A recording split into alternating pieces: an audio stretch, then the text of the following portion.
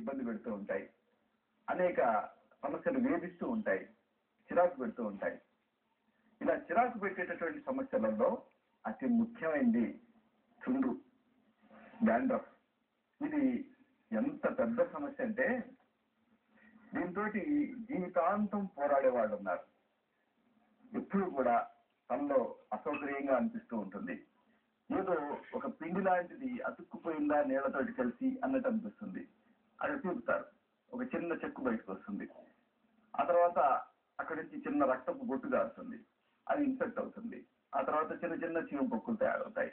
ఆ తర్వాత చూసుకుంటే తలదూకున్న తర్వాత చూసుకుంటే భుజాల నిండా అంతా కూడా ఒక బియ్యం పిండి, ఇలాంటి ఒక తెల్లటి పిండి చిలకరించినట్టుగా చుండ్రు అంతా కనిపిస్తూ ఉంటుంది. దీంతో కేవలం అనారోగ్య సమస్యలే కాకుండా ఇది ఒక వ్యక్తిగతమైనటువంటి సమస్యగా కూడా పరిణమిస్తుంది. ఎందుకు అంటే ఎప్పుడు తనలో ఈ రకంగా చేతులు బోధించుకుంటూ ఉండటం, పని మీద శ్రద్ధ పెట్టలేకపోవటం, ఉద్యోగస్తులు కానీ, అలాగే స్టూడెంట్స్ కానీ, అలాగే మహిళలు వంట చేసేటటువంటి సమయంలో ఇలాగ అన్ని వేళల్లో అందరినీ కూడా ఈ చుండ్రు ఇబ్బంది పెడుతూ ఉంటుంది. దీనికి ఈ రోజున ఆయుర్వేద ఔషధాలు, అలాగే నివారణ పద్ధతులు, పథ్యాపథ్యాలు ఇవన్నీ తెలుసుకుందాం. అయితే అసలు చుండ్రు ఎందుకు వస్తుంది ఇది తెలుసుకోవటం కూడా చాలా ముఖ్యం. సాధారణంగా ఒత్తిడి వల్ల ఈ చుండ్రు ఎక్కువ అవుతూ ఉంటుంది. అలాగే జిడ్డుగా ఉండేటటువంటి నూనె పదార్థాలని, ఇలాంటి వాటిని తీసుకోవటం వల్ల ఈ చుండ్రు ఎక్కువ అవుతూ ఉంటుంది.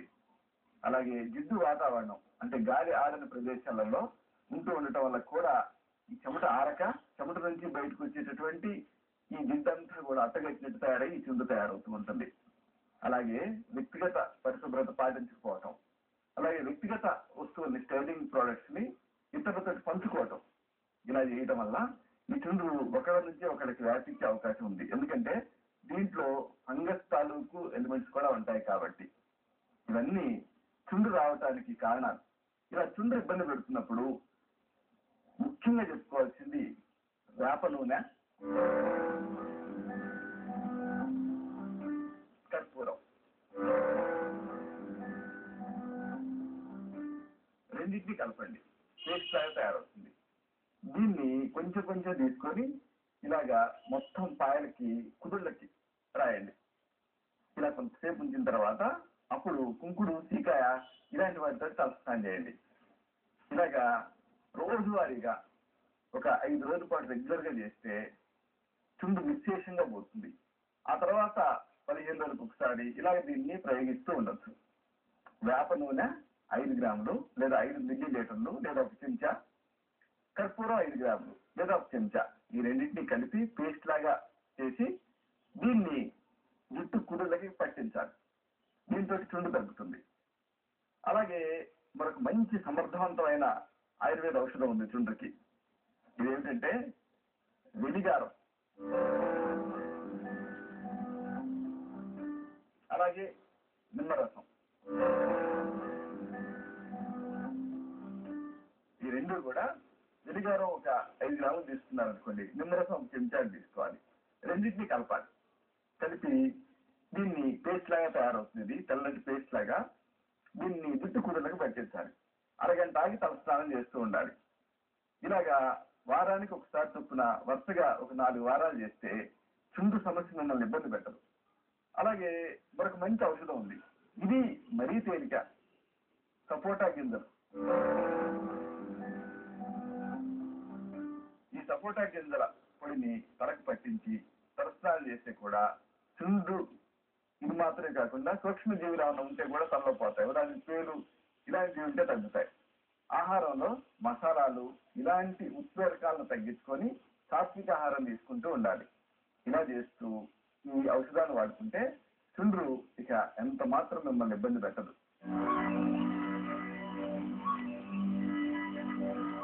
విలువలు ఉన్నాయి.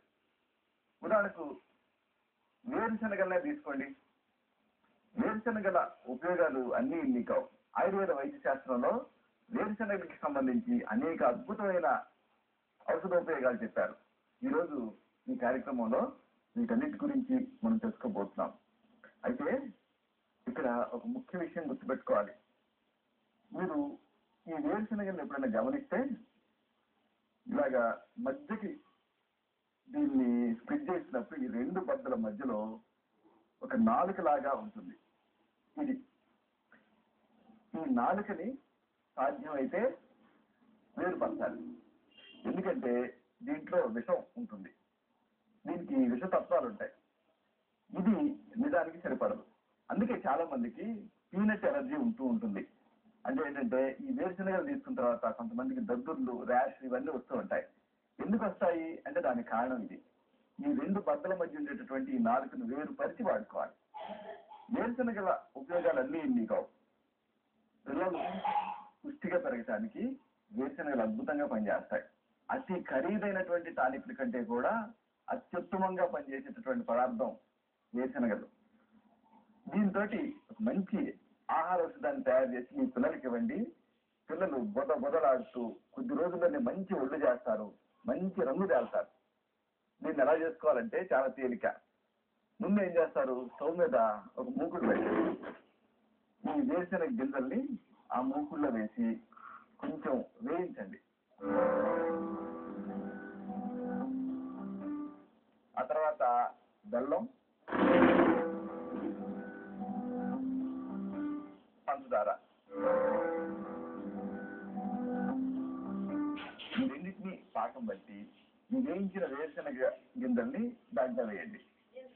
ఇలాగా చెక్కలు తయారు చేయండి. దీన్ని పిల్లలకి ఇస్తూ ఉంటే ఒకటి క్యాడ్బరీ చాక్లెట్లు ఇలాంటి వాటి కంటే కూడా అద్భుతమైన రుచితో ఉంటాయి ఇవి. అలాగే మంచి ఆరోగ్యం. దీన్ని పిల్లలకి ఇస్తూ ఉంటే బాగా ఆరోగ్యంగా పెరుగుతారు. ఇక మరొక సమస్య, సాధారణమైన సమస్య చలదంతం. అంటే దంతాలు కదులుతూ ఉండటం. పిల్లల్లో ఈ సమస్య ఎక్కువ కనిపిస్తూ ఉంటుంది. ఇలాంటి సందర్భాలలో వేరుశనగలతోటి ఒక మంచి ఔషధం ఉంది. దంతాల దృఢత్వం కోసం, దంతాల మెరుపు కోసం ఈ ఔషధాన్ని వాడుకోవచ్చు.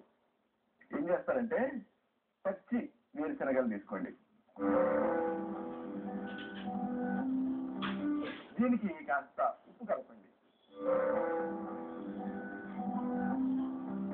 ఇప్పుడు వీటిని తింటూ ఉంటే దంతాలు దృఢంగా ఉండటమే కాకుండా దంతాలపై ఉండేటటువంటి ఎనామిల్ పాడవకుండా మెరుస్తూ ఉంటుంది ఆరోగ్యంగా. చాలా తేలికైన ఆహార ఔషధం ఇది. పచ్చి వేరుశనగల్ని ఒక గుప్పెడు తీసుకొని కొంచెం ఉప్పు చిలకరించి వీటిని తింటూ ఉండాలి. దీంతో దంతాలు దృఢంగా ఉండటమే కాకుండా దంతాలపై ఉండేటటువంటి ఎనామిల్ పాడవకుండా ఉంటుంది. అలాగే లావు తగ్గటం కోసం కూడా వేరుశనగలు ఉపయోగపడతాయి. అది విశేషం. భోజనానికి అరగంట ముందు గుప్పెడు వేరుశనగ పప్పులని కొంచెం ఒక చెంచాడు పంచదార కలుపుకొని దీన్ని తీసుకుంటూ ఉంటే అప్పుడు ఆకలి తగ్గుతుంది, ఆహారం తక్కువ తింటారు. కాబట్టి బరువు తగ్గటానికి ఇది ఒక మంచి పరిష్కారం. భోజనానికి అరగంట ముందు ఒక గుప్పెడు వేరుశనగ గింజల్ని తినాలి. ఆ తర్వాత ఒక కప్పు కాఫీ కానీ లేకపోతే టీ కానీ తాగాలి. దీంతో ఆకలి తగ్గి ఆహారం తక్కువ తీసుకుంటారు. ఆహారం తక్కువ తీసుకుంటే బరువు తగ్గుతారు. ఇవన్నీ వేరుశనగలతోటి మీరు చేసుకోగలిగే ఆయుర్వేద ఔషధాలు. ఇది నేటి ఆయుర్వేద జీవన విజ్ఞానం. తిరిగి రేపు ఇదే సమయానికి ఇదే కార్యక్రమంలో మనం కలుసుకున్నప్పుడు మరిన్ని ఆసక్తికరమైన విశేషాలు తెలుసుకుందాం. శతం